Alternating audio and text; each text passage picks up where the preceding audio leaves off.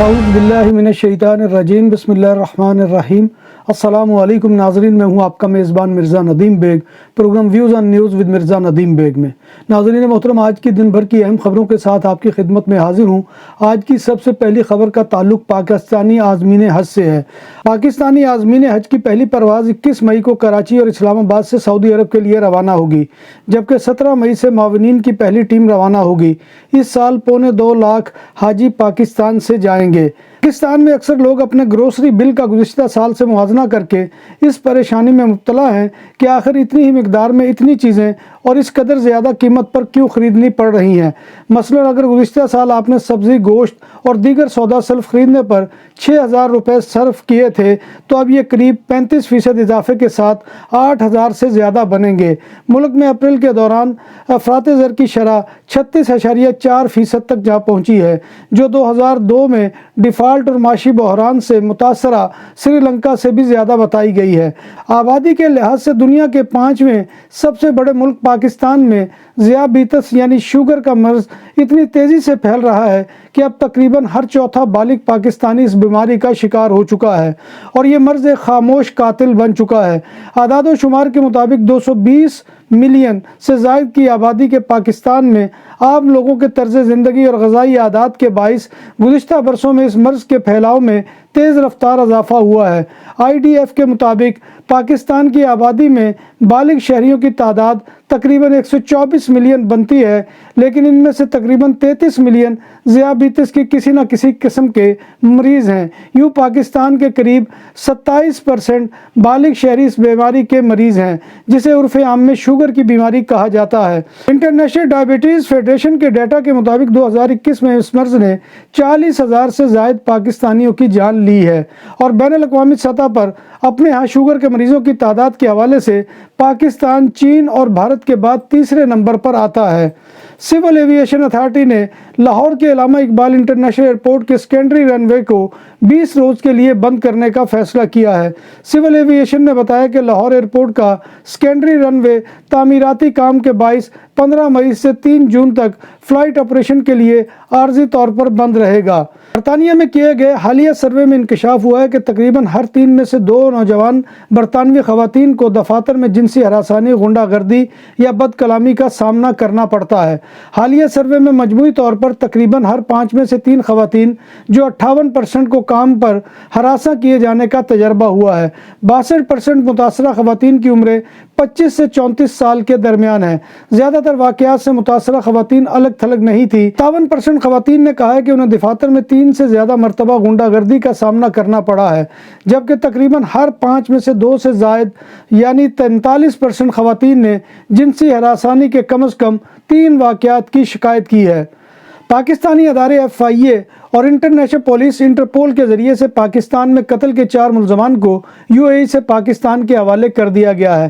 4 ملزمان میں سے 3 کو پنجاب پولیس اور 1 کو KPK پولیس کو مطلوب تھا۔ FIA امیگریشن نے علامہ اقبال انٹرنیشنل ایئرپورٹ لاہور پر ملزمان کو متعلقہ پولیس کے حوالے کر دیا۔ ملزمان کی حوالگی انٹرپول اسلام آباد کے انٹرپول ابوظبی کے ساتھ قریبی رابطہ کاری کی وجہ سے ممکن ہوئی ہے۔ اٹلی کی پارلیمنٹ نے حال ہی میں غیر قانونی امیگرینٹس کے خلاف کریک ڈاؤن سے متعلق نئے متنازع قانون کی منظوری دے دی ہے۔ یوں امیگرینٹس کو خصوصی تحفظ تو دیا جائے گا، مگر ساتھ ہی تارکین وطن کے قوانین محدود اور سخت بھی کر دیے گئے ہیں۔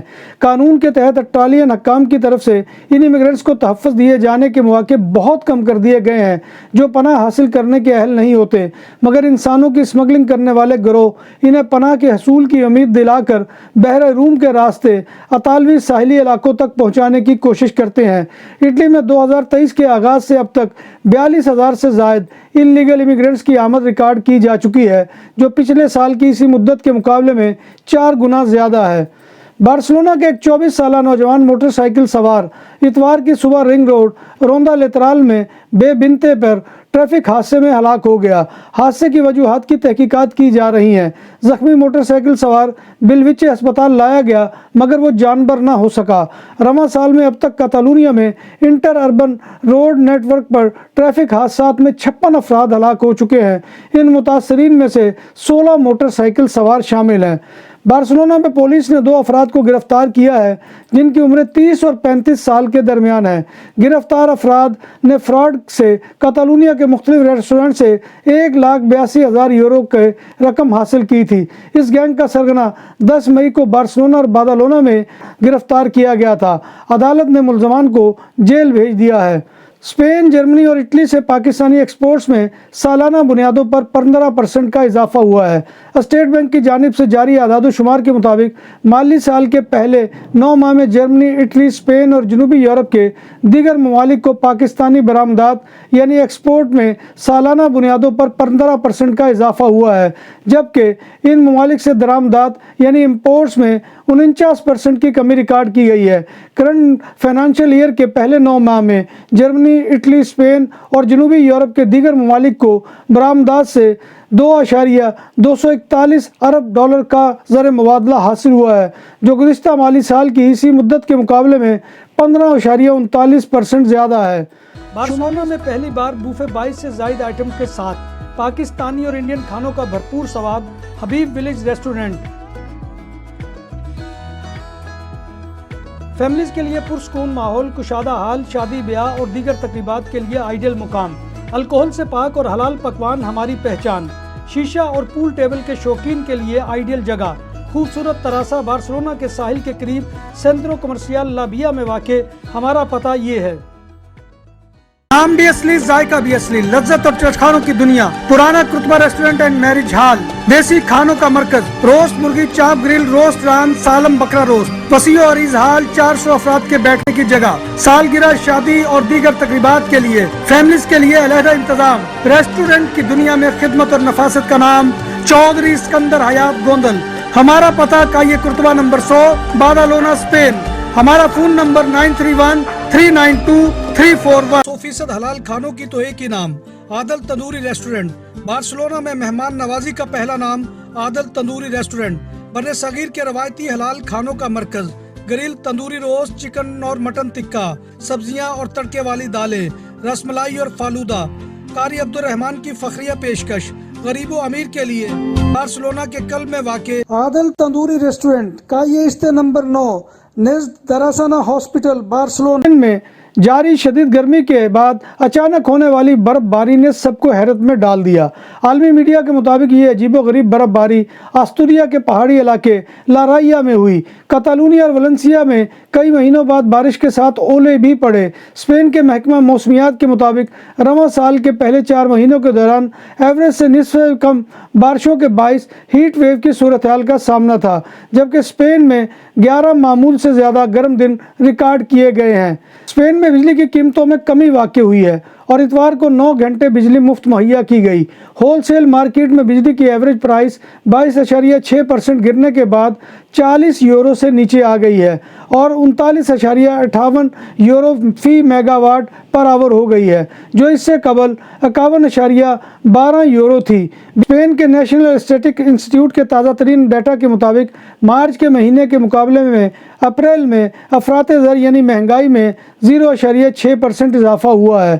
اس عرصے میں جزوی طور پر فیول کی قیمتیں بڑھی ہیں اور بجلی کی قیمتوں میں کمی واقع ہوئی ہے۔ اسپین میں خوراک کی قیمتیں ایوریج 12.9% ہیں اور یہ مارچ کی شرح کے مقابلے میں 3.6 پوائنٹس کم ہے۔ سبزیوں، گوشت، روٹی اور اناج، تیل، فیٹس، دودھ، پنیر اور انڈے کی قیمتیں 2022 کے اسی مہینے کے مقابلے میں اس سال اپریل میں کم بڑھی ہیں۔ بینک آف اسپین نے خبردار کیا ہے کہ اسپین میں کرائے پر رہنے والے تقریباً نصف شہری غربت کے خطرے سے دوچار ہیں اور یہ پوری یورپی یونین میں سب سے غربت کے خطرے سے دوچار افراد کی ایوریج ہے۔ بینک آف اسپین نے اپنی رپورٹ میں کہا ہے کہ 2011 اور 2021 کے درمیان ایسے اسپانوی افراد کا اضافہ ہوا ہے جن کا کوئی ملکیتی گھر نہیں ہے اور اس تعداد میں 4.2 پوائنٹس کا اضافہ ہوا ہے، جو 24.2% تک پہنچ گیا ہے۔ دوسری جانب اسپین میں کرائے کے مکانات میں بھی ہوش ربا اضافہ ہوا ہے۔ بینک آف اسپین نے نشاندہی کی ہے کہ 2021 میں 48.9% اسپانوی گھرانے جو کرائے کے مکانات میں مقیم تھے، غربت یا سماجی اخراج یعنی سوشل ایکسپلوژن کے خطرے سے دوچار ہیں، اور یہ تعداد بھی یورپی یونین میں سب سے زیادہ ہے، کیونکہ کم آمدنی کی وجہ سے لوگ مکانات کے کرائے دینے سے بھی قاصر ہیں۔ اس صورتحال کا سیاسی طور پر فائدہ اٹھانے کے لیے کتالونیا کے بلدیاتی انتخابات میں ہر سیاسی جماعت نے ہاؤسنگ کو اپنے منشور کا حصہ بنایا ہے۔ ناظرین محترم، یہ تھا آج کا خبر نامہ جو میں آپ کی خدمت میں لے کر حاضر ہوا تھا۔ امید ہے کہ آپ کو ہمارا یہ سیگمنٹ پسند آئے گا۔ آپ سے گزارش ہے کہ آپ ہمارے چینل BBC اپڈیٹ TV کو سبسکرائب کریں، اس کے پروگرام کو لائک کریں اور کمنٹ باکس میں آ کر کمنٹ کرنا مت بھولیے، کیونکہ آپ کا کمنٹ کرنا ہماری عزت افزائی اور حوصلہ افزائی کا سب سے بڑا ذریعہ ہوتا ہے۔ اللہ تبارک و تعالیٰ سے دعا ہے کہ وہ ہمیں ایمان اور صحت کی سلامتی کے ساتھ زندہ رکھے اور ہمارا خاتمہ ایمان کے اوپر کرے، اور روز محشر نبی کائنات صلی اللہ علیہ وآلہ وسلم کی شفاعت اور زیارت نصیب فرمائے، آمین یا رب العالمین۔ اسی دعا کے ساتھ اپنے میزبان مرزا ندیم بیگ کو کل تک کے لیے اجازت دیجیے۔ انشاءاللہ کل دوبارہ آپ کی خدمت میں حاضری ہوگی، تب تک اللہ حافظ۔